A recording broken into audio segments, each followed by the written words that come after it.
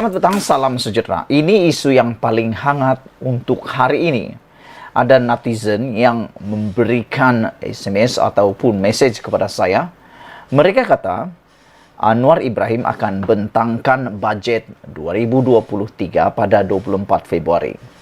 Mereka mahu supaya saya sampaikan kepada kita semua yang ada di Malaysia beberapa permintaan mereka yang mungkin akan didengar oleh Datuk Seri Anwar Ibrahim. Jika anda setuju dengan pendapat mereka ini, tolong share video ini supaya semua orang tahu ini keperluan kita. Beberapa perkara yang diminta oleh netizen sebelum dibentangkan budget 2023 pada 24 Februari ini adalah berkaitan dengan hal-hal yang penting. Bersangkut kait dengan kenaikan harga barang dan juga kos sara hidup Malaysia. Saudara, tinggalkan komen kalau kamu suka dengan apa yang mereka sampaikan ini. Perkara pertama yang menjadi kejutan kepada kita semua ialah netizen mengharapkan supaya Datuk Seri Anwar Ibrahim mengumumkan harga minimum ataupun harga yang paling rendah boleh turun untuk harga getah dan kelapa sawit. Mereka memohon para pekebun kecil dan para pekebun getah juga kelapa sawit yang ada di Sabah khususnya, juga yang ada di Semenanjung Malaysia, mereka menghendaki kalau boleh Datuk Seri Anwar Ibrahim menetapkan harga minimum untuk harga getah.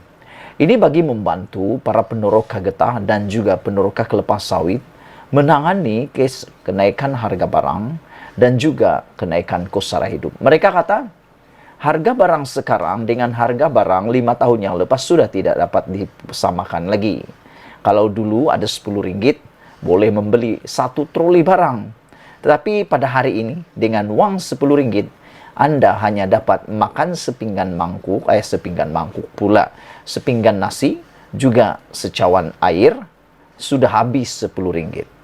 Jadi itu sebabnya, netizen menulis message kepada saya. Mereka kata, diharapkan dalam pembentangan belanjawan itu, Anwar Ibrahim akan menetapkan harga minimum untuk sekilogram. Harga getah ialah RM10. Kalau tidak pun mereka kata, kurang-kurang pun RM8. Saya pikir sekiranya harga getah ini naik dan kekal pada harga RM10 sekilogram, ini akan dapat membuat dua perkara. Pertama yang akan terjadi ialah pastilah kenaikan taraf hidup peneroka getah dan juga akan menghapuskan terus golongan miskin daripada golongan penoreh getah. Hal ini kerana keperluan untuk menstabilkan harga getah sebenarnya sangat mustahab.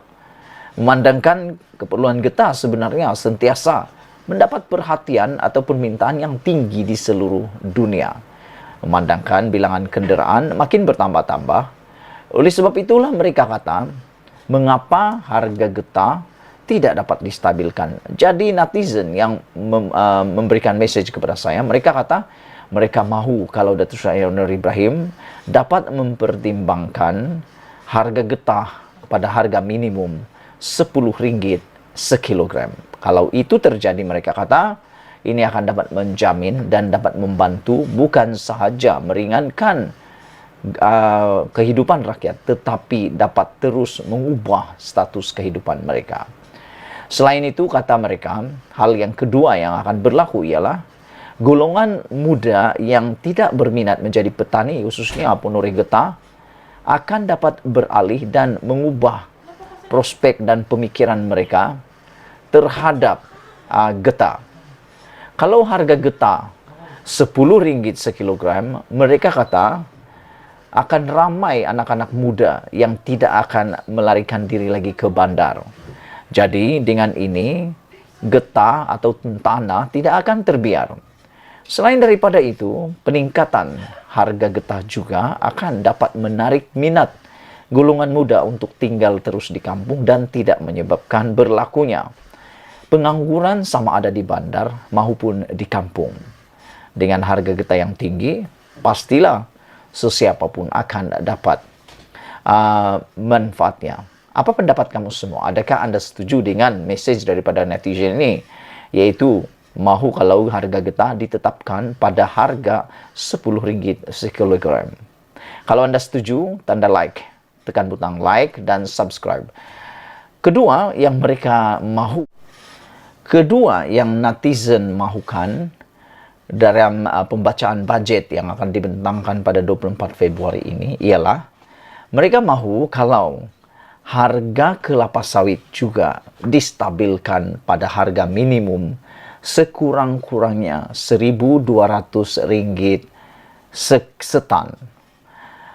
Para netizen yang memberikan pendapat di dalam ruangan komen konten saya baru-baru ini, mereka kata, kalau harga kelapa sawit dapat ditingkatkan sekurang-kurangnya RM1.200 setan, mereka kata ini juga akan dapat mengurangkan kadar pengangguran.